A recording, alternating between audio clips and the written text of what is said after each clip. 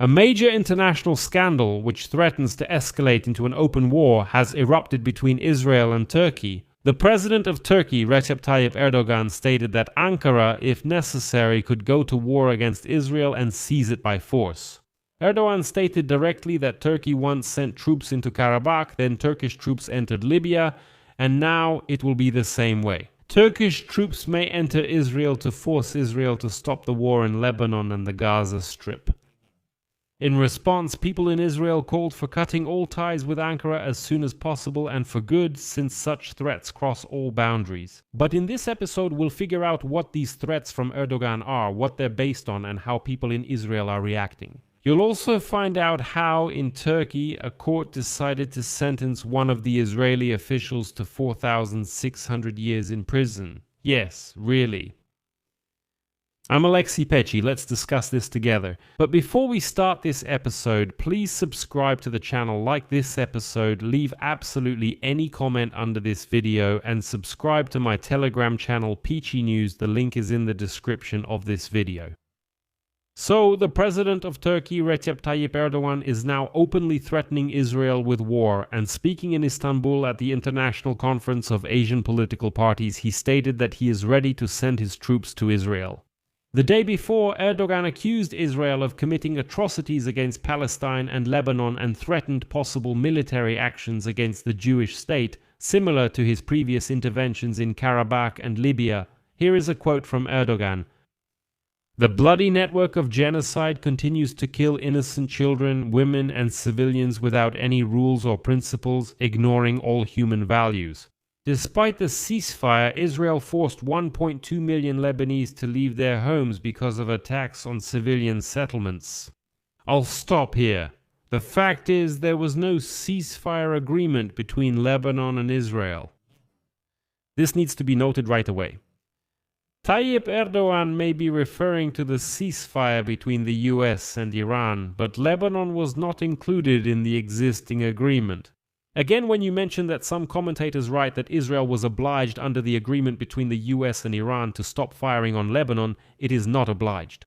Did Israel promise anything to anyone? To whom did Israel speak about any of its obligations? With whom did Israel negotiate? With whom? I'll note here that only in the second case. In the United States of America, for the first time, direct negotiations began between Israel and Lebanon regarding a ceasefire. Only after that will it be clear whether they reached an agreement or not.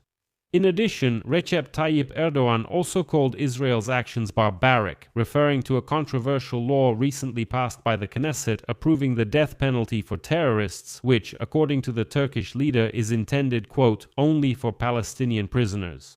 But to be fair, it's not only Erdogan who criticizes this law, there are definitely questions about it.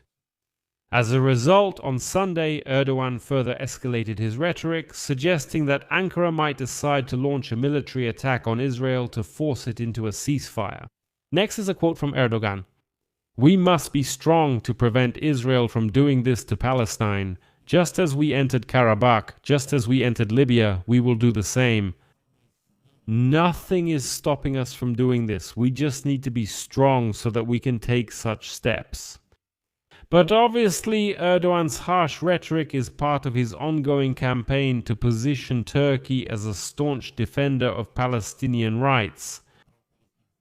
And so, after such threats, the sides began exchanging sharp remarks. For example, the Israeli Minister of Heritage, Amichai Eliyahu, accused Erdogan of hypocrisy and pointed out Turkey's track record in Cyprus and its treatment of minorities, especially the Kurds. Here is a quote from Eliyahu. "Turkey, which conquered northern Cyprus and controls Kurdish territories in the east, dares to lecture us about morality. Turkey, which built its economy on the Armenian genocide, dares to accuse us of genocide. Turkey, which empowers Islamists by force. Turkey dares to lecture us about human rights." The hypocritical Erdogan impresses no one with this latest circus. Erdogan is a dictator with imperialist ambitions who sees himself as an Ottoman sultan, end of quote. In the end, Eliyahu stated that it is time for Israel and Turkey to completely sever diplomatic relations. And here you might have a question.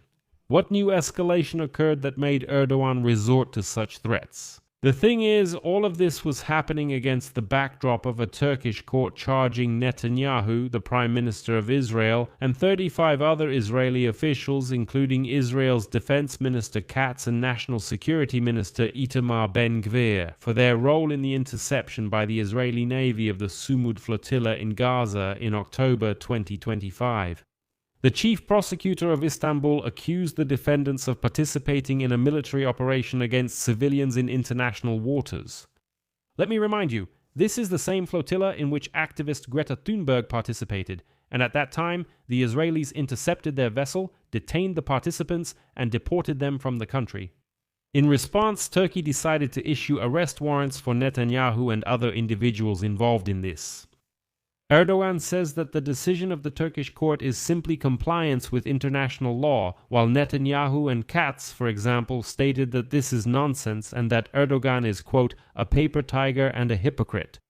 And I should note here that the Turkish prosecutor's office demanded a life sentence for the Prime Minister of Israel, Benjamin Netanyahu, and other high-ranking Israeli officials. And for 35 defendants, prison terms ranging from 1,100 to 4,600 years have been requested. Those are the sentences they are facing. The court made these decisions because during the incident with the so-called Global Flotilla of Resilience in October 1925, the Israeli authorities detained, among others, Turkish citizens.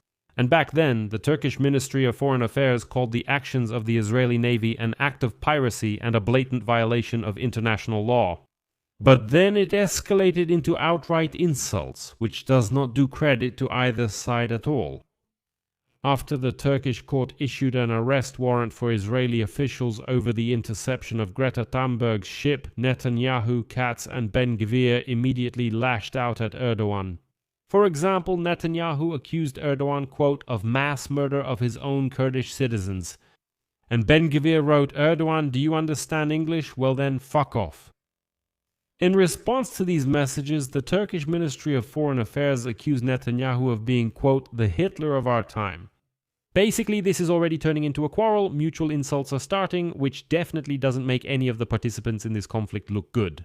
But it's obvious that Erdogan is kind of testing how far he can push, how sharply he can speak out, and is watching how Israel will react.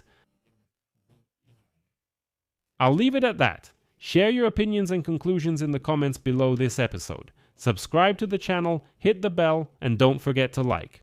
If you want to support the work of this YouTube channel, the description of this video says support Alexei Pichi's channel. Choose any method that's convenient for you. I would be grateful for any support you can give. That's all for now. Take care. Goodbye, everyone.